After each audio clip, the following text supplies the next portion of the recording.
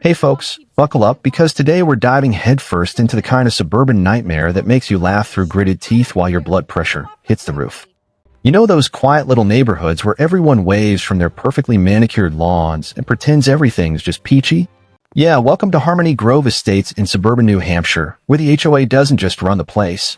It owns your soul, your azaleas, and apparently your entire financial future if you cross the wrong Karen. Our girl Ava Reynolds is 28, sharp as a tack, and works remote IT support for a Boston tech firm. She bought her cute little split level on Elmwood Lane 3 years ago, with every penny she saved from resetting passwords and troubleshooting VPNs for cranky corporate drones. No glamour, just steady paychecks that covered her student loans and let her breathe easy.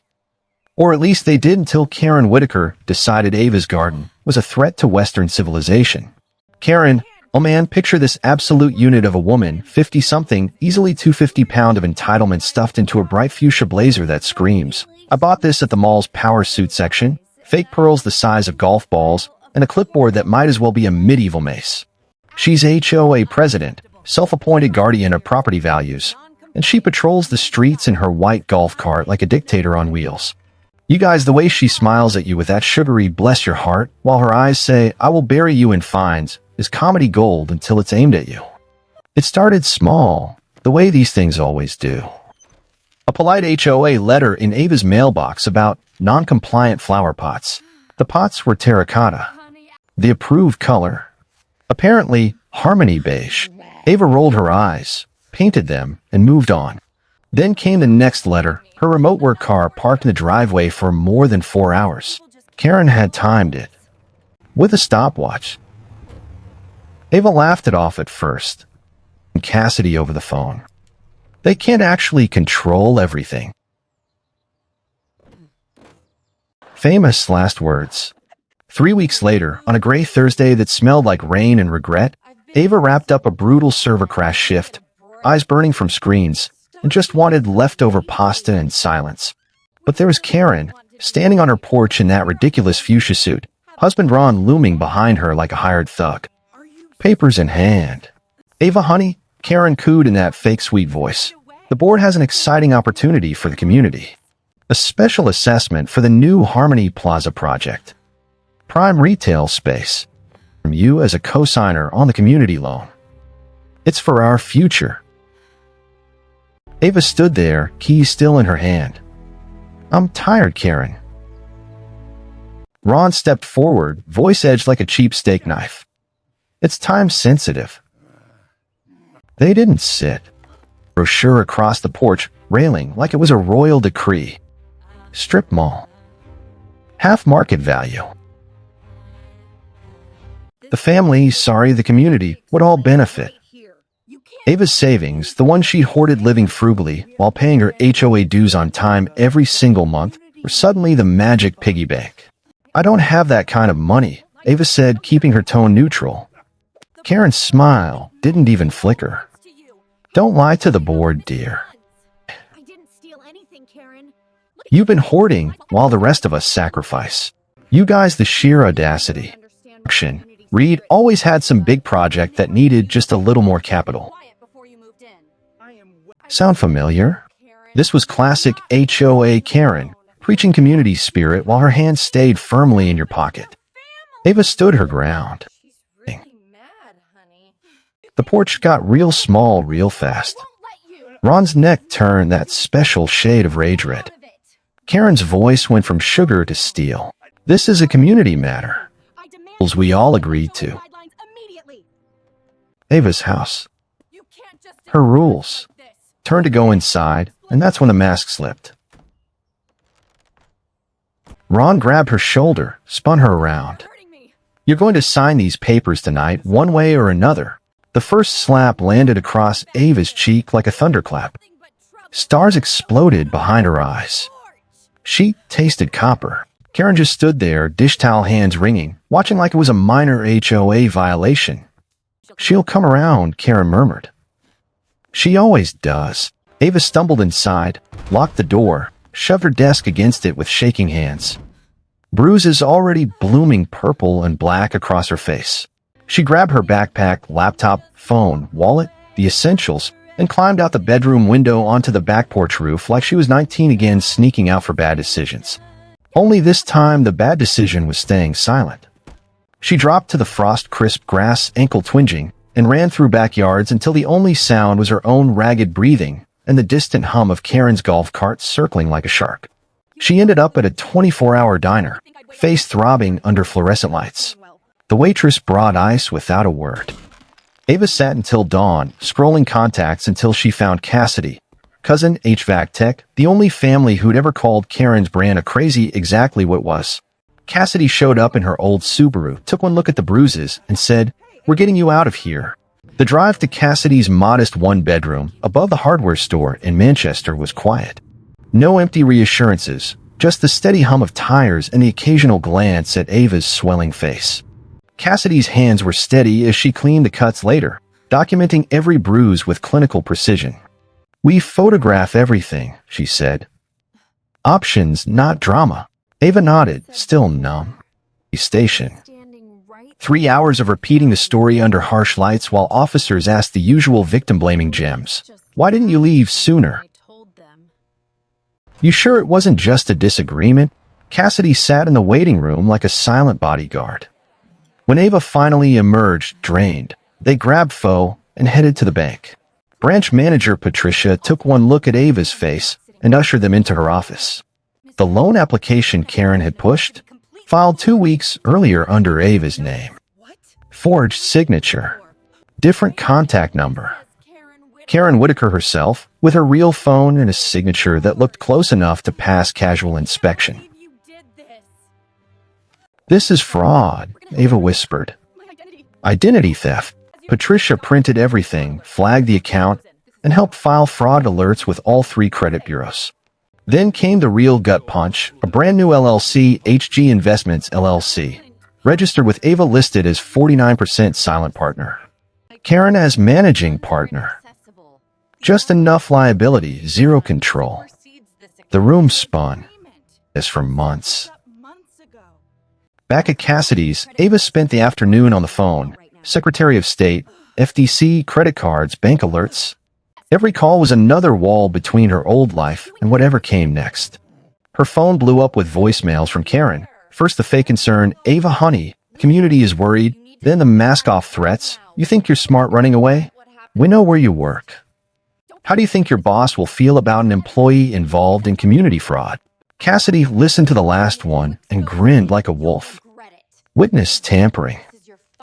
Added to the pile. Ava's lawyer referral came through. Margaret Chin, financial fraud and HOA law specialist. First meeting was the next day. Meanwhile, Karen escalated. AIC violation notices flooded Ava's mailbox. Liens threatened on her house. Karen's handpicked cronies sent a certified letter demanding immediate payment or foreclosure proceedings. You guys, this is the dark comedy of HOA life. A woman who can't keep her own lawn from looking like a botanical war zone is out here weaponizing covenants to steal someone else's home. Karen even drove by Cassidy's place once, golf cart creeping past like a bad horror movie villain. Ava stayed inside, gathering more evidence. Screenshots of Karen's personal Venmo, requests from other neighbors, bank statements showing thousands in administrative fees funneled straight to Karen's private account.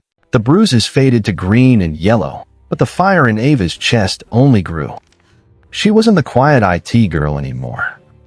She was the one with a paper trail. Karen's next move was pure HOA villainy. She scheduled the annual Harmony Grove Community Zoom for Saturday at 7 p.m. to discuss important neighborhood matters. The email subject line might as well have read, "Come watch me bury Ava." Ava's mother figure neighbor even texted, "Everyone's asking about you. Just show up, dear." Ava stared at the invite, bruises still visible, but healing. Cassidy raised an eyebrow. "You're not seriously joining that circus?" Ava smiled for the first time in days. "Oh, I'm joining." 2 days of prep with Margaret. One single page summarizing the fraud, forged loan apps, embezzled dues, the LLC scam, case numbers attached. Not the full file. Karen's fake smile whirled to ashes. Saturday night.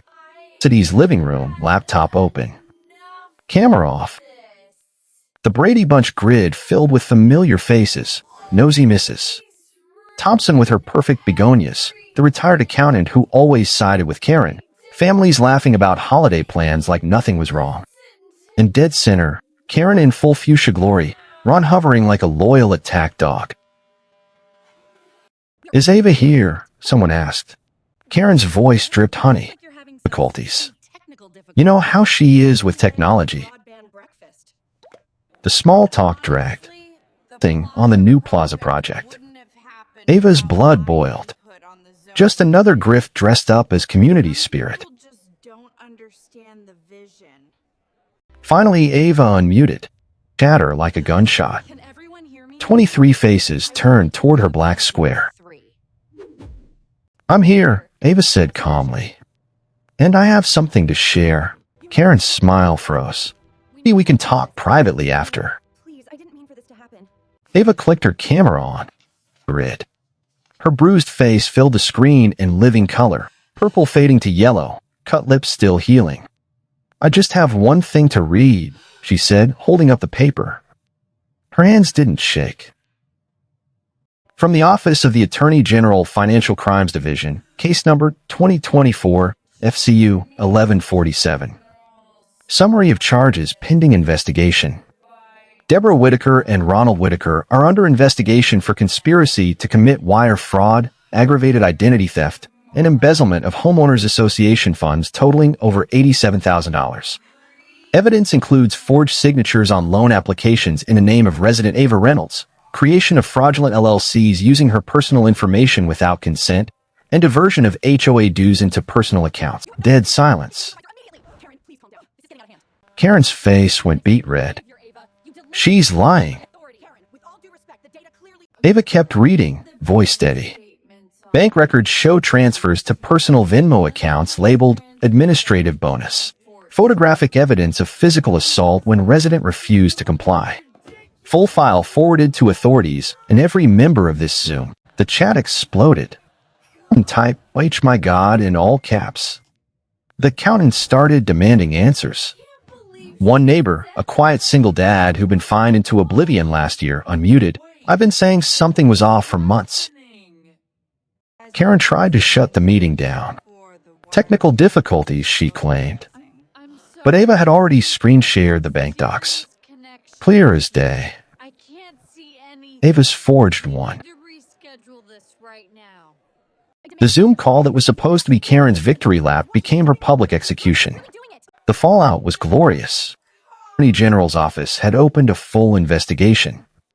Reporters from the local news showed up at Karen's McMansion, cameras rolling while she waddled out in another power suit screaming, "No comment," like a parody of herself.